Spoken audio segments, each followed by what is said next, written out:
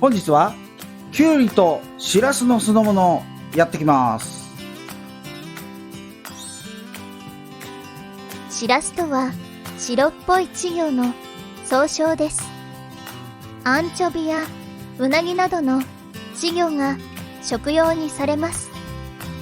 しらすは柔らかく、魚嫌いでも食べやすい食品で、日本では人気の食材ですが、他国では納豆、タコなどと並び嫌いな人が多いようです。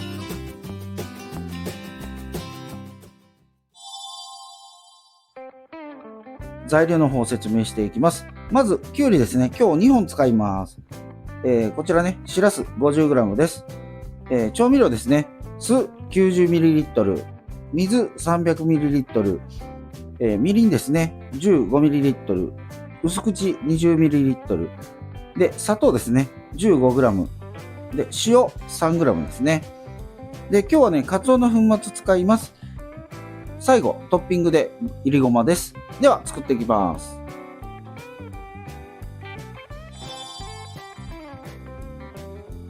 きゅうりの方からね、処理をしたいと思います。まずこのね、硬いところを取ります。こっちもね、取ります。で、ここですね、ここ硬いので、こんな感じにね、剥いていきます。はい。で、半分にします。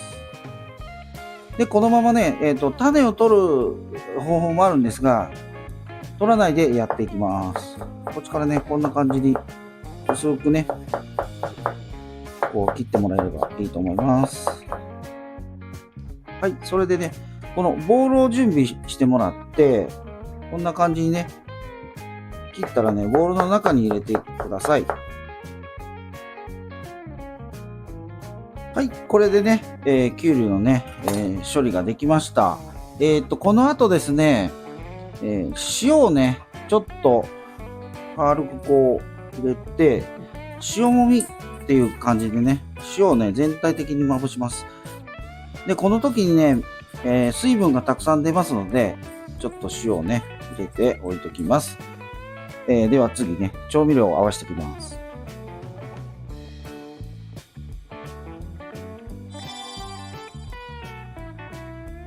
いつもね、僕たちはカツオのと昆布のね、出汁を取った分でね、作るので、ちょっと違うんですが、似通ったね、感じにしたいと思うので、はい、まず水入ります。で、今日はね、カツオの粉末使います。で、続いて砂糖ですね。はい、塩です。で、薄口とみりんです。混ぜてください。で、お酢を入れるんですが、酢気のね、好きな方は沸騰させないでください。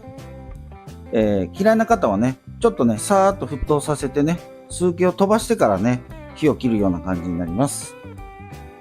はい、今ね、周りがね、だいたいこんな感じでね、沸いてきましたら、まずね、中をこう混ぜてもらって、溶けたのをね、確認します。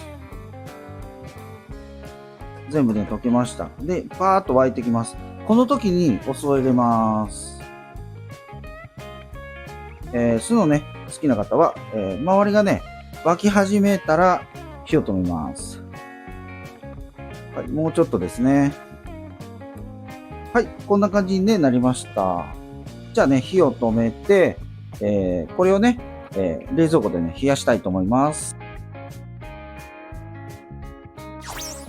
先ほど塩を振ったきゅうりがね、今こんな感じにね、全体的に水が出てきました。結構ね、塩辛いので、これを、水でね、洗ってから絞って使います。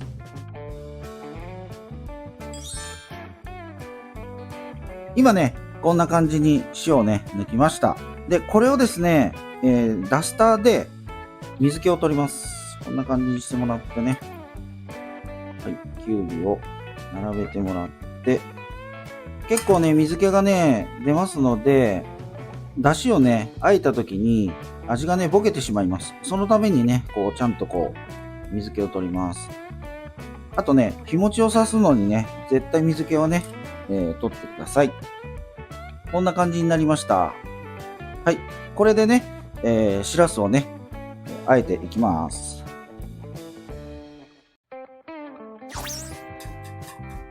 で、これ、生しらすというかね、ボイルしらすですね。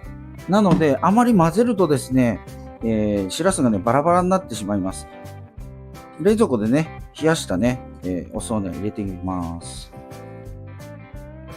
多めに入れた方がね、いいと思います。こんな感じでね、ひたひたになるぐらいですね。で、お好みで、ごまを、今日はね、この中に入れますが、盛り付けた後ね、入れてもらっても結構です。では、盛り付けていきましょ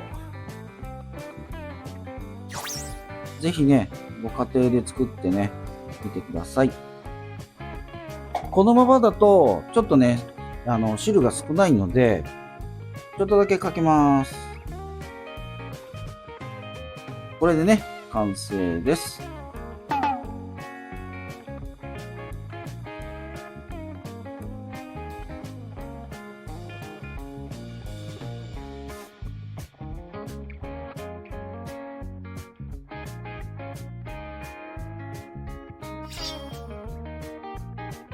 本日はきゅうりとしらすの酢の物の作り方をご紹介いたしました。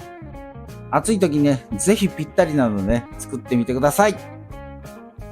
最後になりましたが、料理のご質問のある方はコメント欄からお願いします。また励みになりますので、チャンネル登録と高評価よろしくお願いします。では次回お会いしましょう。